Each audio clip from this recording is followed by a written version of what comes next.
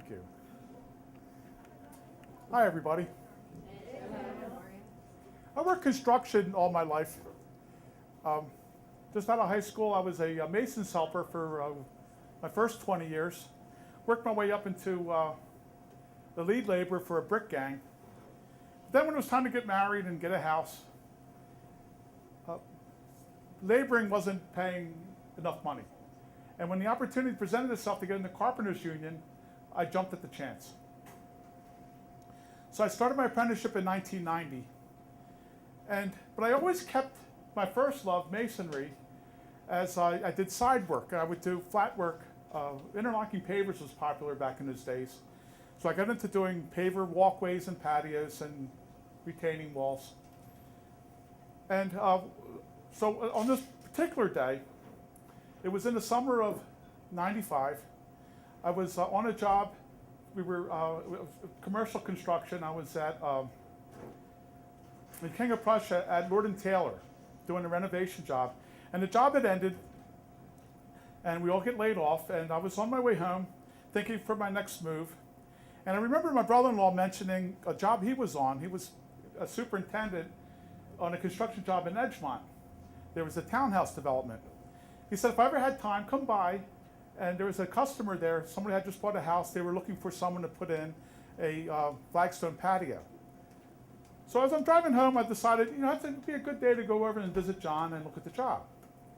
So I used 202 South to Westchester Pike and started east into Edgemont until I got to Delchester Road.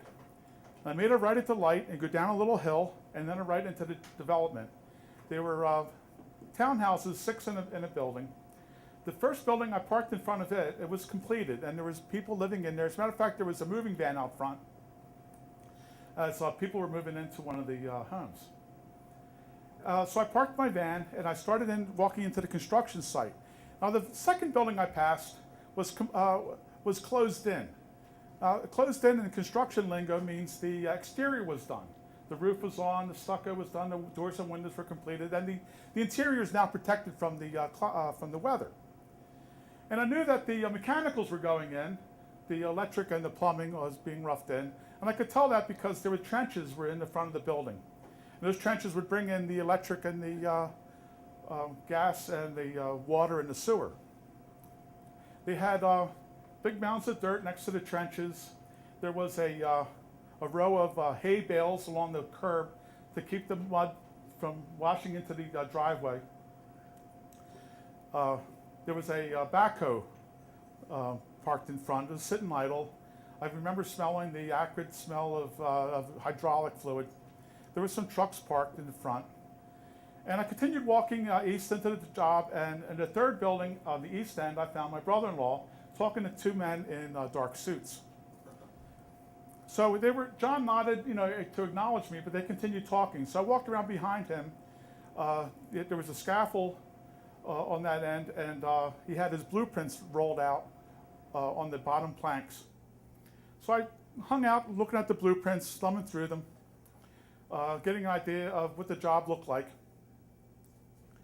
And as I'm there, for only a few minutes, I sense a commotion behind me. I hear all these voices. So as I'm turning, John's pointing up to Westchester Pike, which sat, because the job was in a hollow, so Westchester Pike was above us. And up on Westchester Pike, there was a SEPTA train car passing the job. It was on a flatbed truck.